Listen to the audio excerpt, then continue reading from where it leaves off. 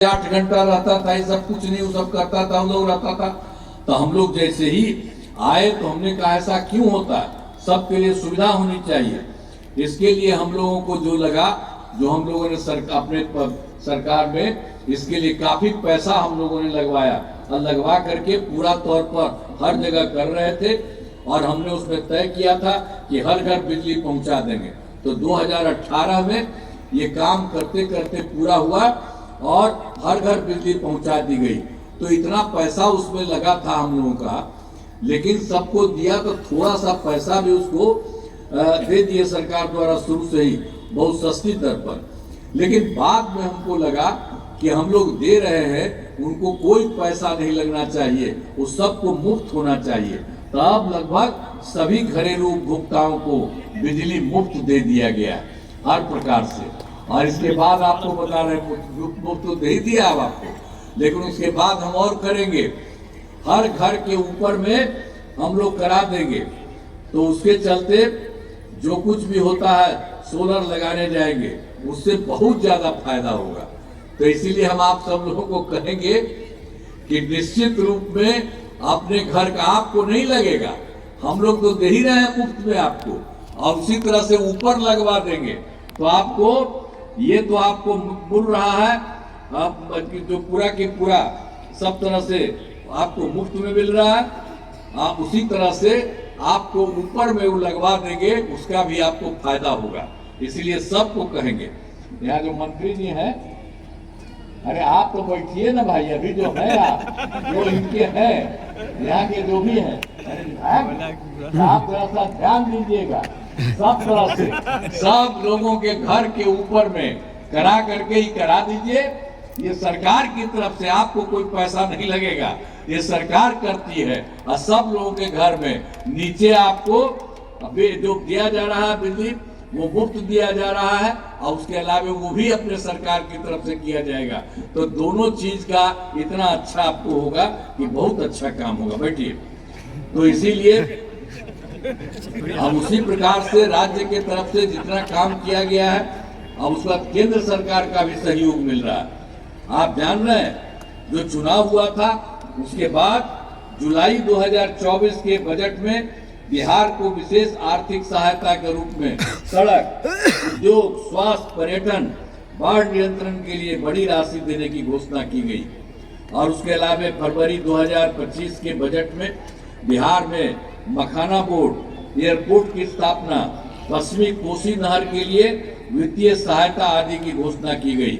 और फिर वर्ष 2018 में देश में कुछ राज्यों में खेलो इंडिया यूथ गेम्स का आयोजन किया गया था। इस वर्ष खेलो इंडिया यूथ गेम्स का आयोजन बिहार में किया, जो गौरव की बात है।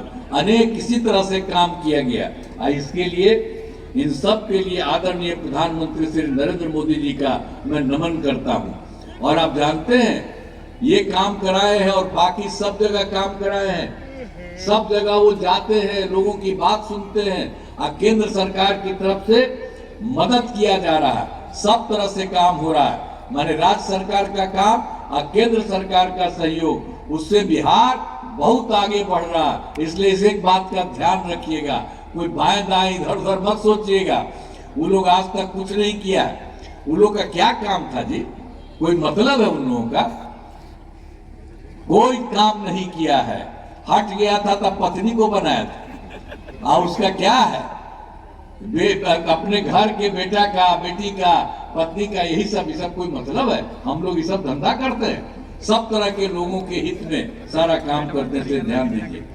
तो नालंदा जिले में भी बहुत काम कराए गए हैं।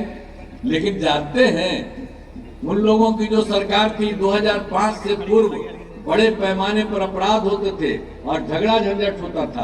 पहले की सरकार ने कुछ नहीं किया था, और हम लोगों ने, कानून का राज है, हम लोगों ने विकास के सभी काम करा दिए हैं, जिसमें से महत्वपूर्ण काम निम्न है।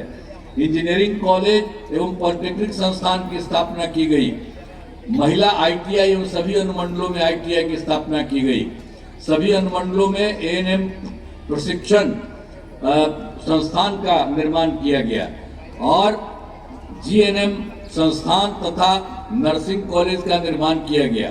पावापुरी में मेडिकल कॉलेज एवं सद अस्पताल की स्थापना की गई और दंत चिकित्सा महाविद्यालय एवं अस्पताल का निर्माण कराया गया। कर्पूरी सभा छात्रावास एवं 3 आवासीय विद्यालयों का निर्माण कराया गया। नालंदा जिले में अनेक पथों एवं पुलों का निर्माण कराया गया। बेटा सरमेरा पथ का निर्माण कराया गया है। बख्तियारपुर बिहार शरीफ रजौली पथ का निर्माण कराया गया है। बिहार शरीफ बेकंगर सराय हिलसा इस्लामपुर और राजगीर में बाईपास पथों का निर्माण कराया गया है। सिंचाई सुविधाओं का विकास कराया गया है। नालंदा जिले के आहर पैन वियर एवं चेक डैम के कुल 268 योजनाओं का कार्य कराया गया।